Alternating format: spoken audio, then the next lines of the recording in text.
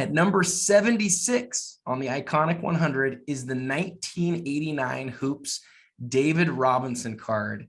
And to talk about this card with me today, we have David Ratliff, signed and slabbed on Instagram.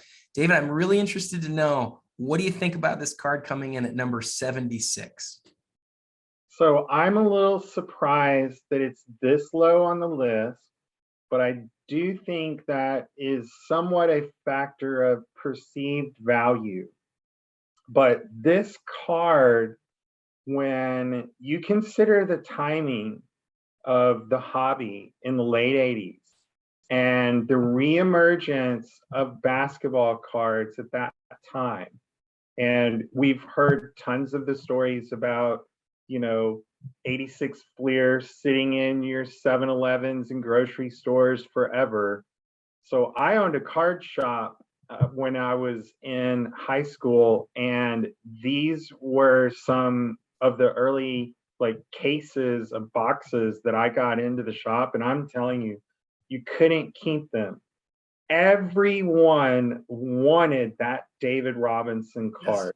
Yes. It was one of the first kind of well-known short prints of the era, and and it's just a wonderfully striking draft day pose. And also, Adam, think about, he actually had to finish out his Navy service, so there was a period there of when he was a big name NCAA tournament, to serving his country overseas, 2 years, coming back into the league, and there was still that much excitement about this guy. And then he ends up being, the cornerstone of a franchise before the guy that everybody talks about in Tim Duncan. They don't realize Tim learned it from the Admiral. So yeah. Great card. I'm surprised it's this low, but maybe when people reconsider value-wise, they'll understand, well, yeah, when you see it, you know what it is.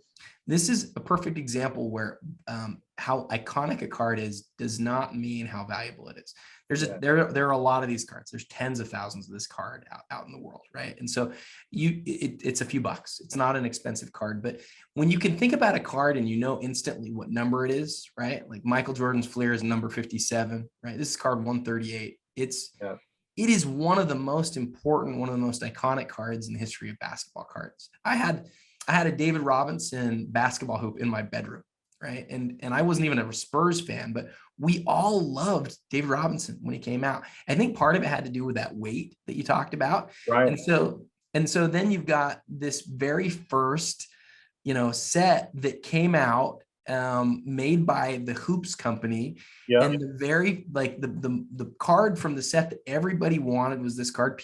People kept packs where he was on the top of the pack.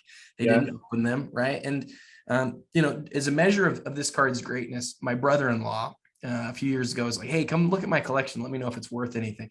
The grails of his collection from when he collected back between 1987 and 1992, the grails were the 6 David Robinson rookie cards that he had in his collection. Right. Because for that generation, David, this was the card. That was the card.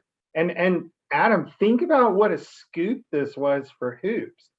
There is no debate what the David Robinson rookie card is. True. The same way that there are raging debates about Jordan and Barkley's and Ewing's, and there is no debate on David Robinson what the rookie card is. And to just imagine at that time, this new company emerging to get that scoop on Fleer, like how to get that scoop on Skybox, how were they able to do this? And yet they did it.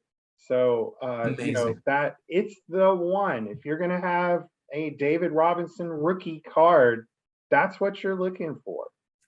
Unreal. Yeah. The fact that it didn't hit Fleer is, I didn't even think about that, but you're right. What if David Robinson had a Fleer rookie? Awesome. Unbelievable. David, fantastic perspective. Absolutely love it. The David Robinson rookie card coming in at number 76 on the iconic 100 list. Next time we will hit number 75. And until then, happy collecting.